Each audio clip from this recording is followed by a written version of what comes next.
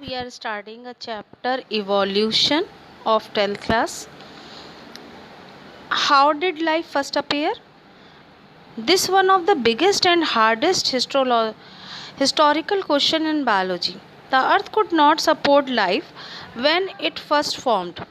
The life has somehow organized for non-living material sometime between the formation of earth and the appearance of first fossil. Life is a chemical phenomena, so there is a chemical origin of life. Since 1950, several laboratories around world has been developing full-time research to origin of life studies.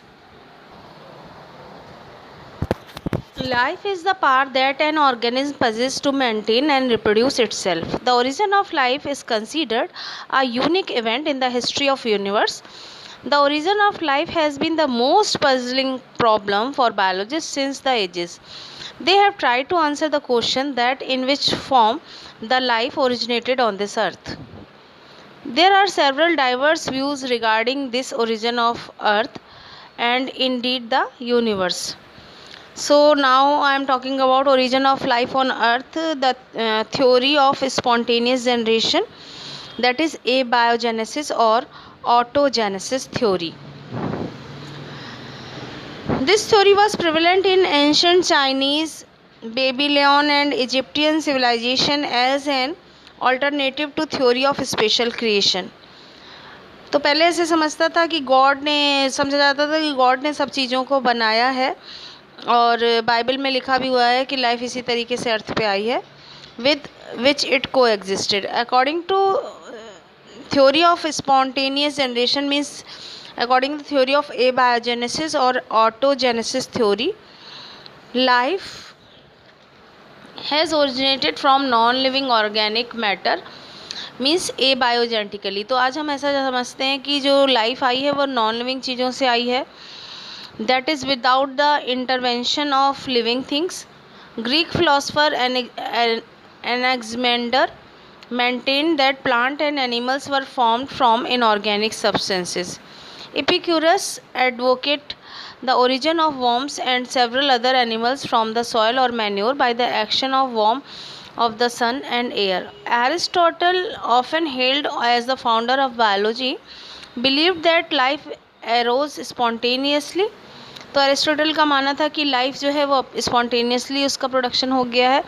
When Helmont was the opinion that human sweat and wheat bran when kept together for 3 weeks can form mice. तो उन्होंने बोला था कि अगर 21 days तक, von Helmont सोचते थे कि अगर 21 डेज़ तक किसी ह्यूमन की जो पसीने से भीगी हुई शर्ट है उसको गेहूं के साथ रख दें तो 21 दिन में चूहे अपने आप पैदा हो जाएंगे. और यहाँ तक कि पॉन्ड वाटर में छोटे मोटे एक्वेटिक एनिमल और बाद में मगरमच्छ भी अपने आप पैदा हो जाते हैं. पर उनकी ये थ्योरी बिल्कुल गलत थी.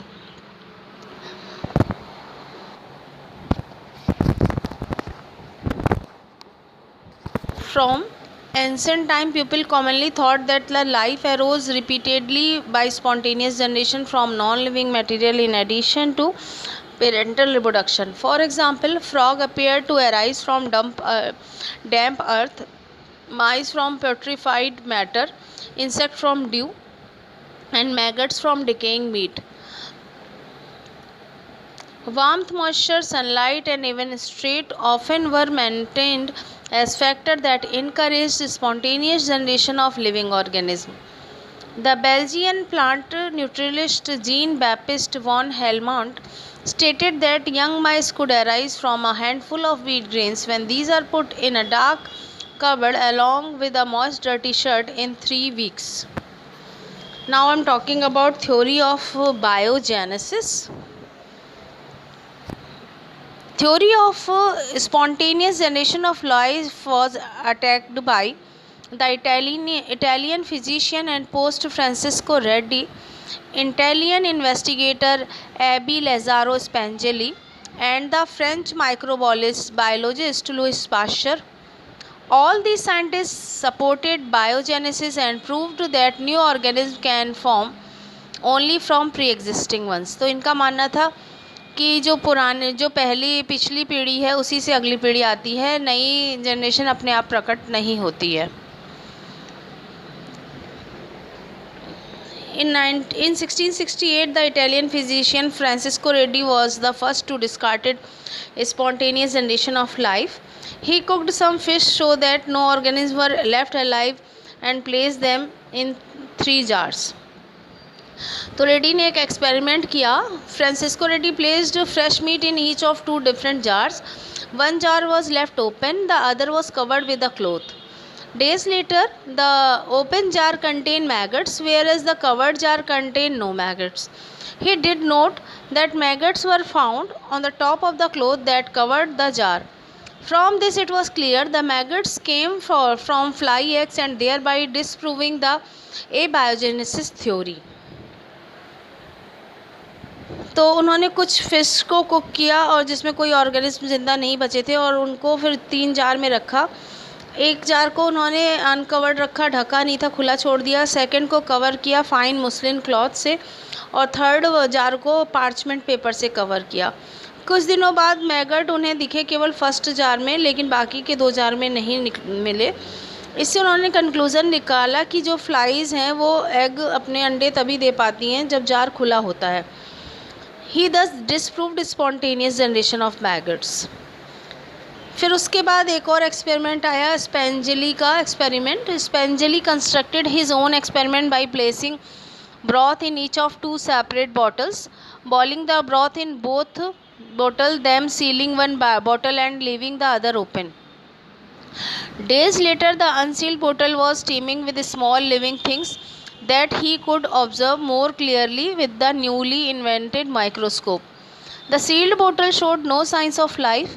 It was noted by scientists of the day that Spengeli had disproved the closed bottle of air. It was thought that the air was necessary for spontaneous generation. So, although his experiment was successful, many scientists of his time did not get convinced. तो इस तरीके से 1767 में Italian scientist जो थे एबे लेजेरो स्पेंजली, उन्होंने एक न्यूट्रिटिव ब्रॉथ बनाया, एक सॉल्यूशन बनाया वेजिटेबल और मीट का. उसको एक फ्लास्क में रखा जिसको की नेक को सील कर दिया जिससे उसमें एयर ना जा सके. उसके बाद इन्होंने ब्रॉथ को बॉईल किया 4 आवर्स के लिए और उसके बाद उस फ्लास्क को कई दिनों के लिए रख दिया. उन्होंने ऑब्ज़र्व किया कि कोई भी ऑर्गेनिज्म इस फ्लास्क में नहीं नज़र आया. इस तरीके से उन्होंने